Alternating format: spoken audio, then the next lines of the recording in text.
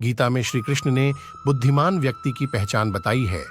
इसके अनुसार सबसे समझदार और स्थिर बुद्धि वाला व्यक्ति वही है जो सफलता मिलने पर अहंकार में नहीं आता और विफलता मिलने पर गम में नहीं डूब जाता।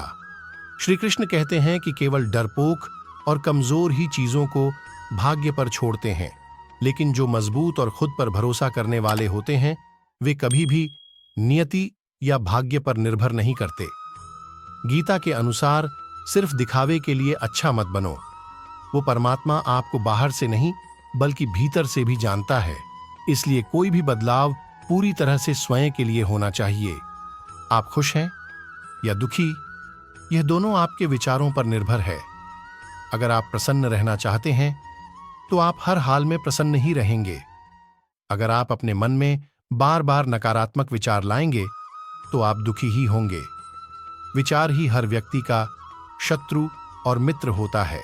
गीता में श्री कृष्ण ने कर्म योग, भक्ति योग और ज्ञान योग को ही कल्याण का प्रमुख साधन बताया है। कर्म के प्रवाह से संबंध का टूट जाना ही जीवन का लक्ष्य है और यह लक्ष्य उपर्युक्त तीनों मार्गों से प्राप्त हो सकता है।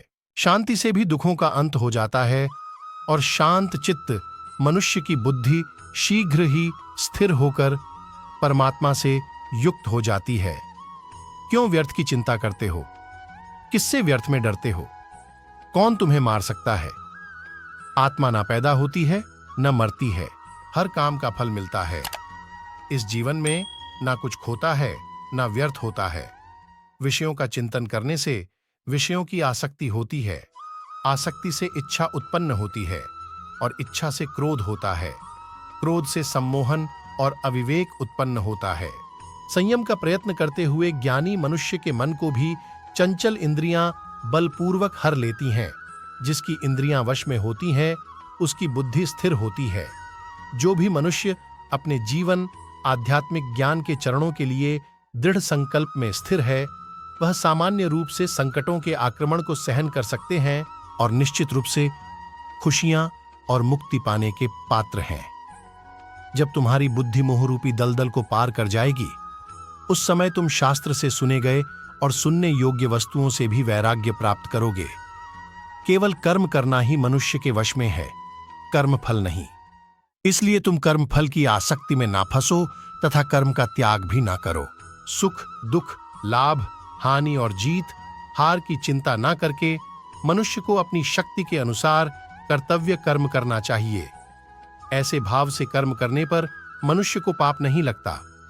शस्त्र आत्मा को काट नहीं सकते, अग्नि इसको जला नहीं सकती, जल इसको गीला नहीं कर सकता और वायु इसे सूखा नहीं सकती। इंद्रियों की दुनिया में कल्पना सुखों की शुरुआत है और अंत भी, जो दुख को जन्म देता है। सदैव संदेह करने वाले व्यक्ति के लिए प्रसन्नता ना इस लोक में है ना ही कहीं और। किसी और का काम पूर्णता करने से कहीं अच्छा है कि अपना करे, भले ही उसे अपूर्णता का साथ करना पड़े। जो ज्ञान और कर्म को एक रूप में देखता है वही सही मायने में देखता है। जो चीज हमारे हाथ में नहीं है उनके विषय में चिंता करके कोई फायदा नहीं है। यदि कोई बड़े से बड़ा दुराचारी भी अनन्य भक्ति भाव से मुझे भजता है तो उसे भी साधु ही मानना चाहिए और वह शीघ्र ही धर्मात्मा हो जाता है तथा परम शांति को प्राप्त होता है। आप कितने भी अच्छे कर्म कर लो लेकिन समाज आपके बुरे कार्यों को ही सदैव याद रखता है। इसलिए लोग क्या कहेंगे यह सोचने से बेहतर है कि आप अपना कर्म करें। जन्म लेने वाले के लिए मृत्यु उसी प्रकार निश्चित है जितना कि मरने वाले के लिए जन्म लेना। इसलिए इस विषय पर शोक मनाना व्यर्थ है। तुम्हारे साथ जो हुआ वह अच्छा हुआ, जो हो रहा है वो भी अच्छा है और जो होगा वो भी अच्छा होगा।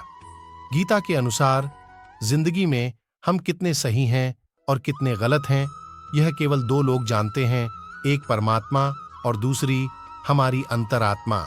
जीवन का आनंद ना तो भूतकाल में है और ना भविष्यकाल में, बल्कि जीवन तो बस वर्तमान को जीने में है।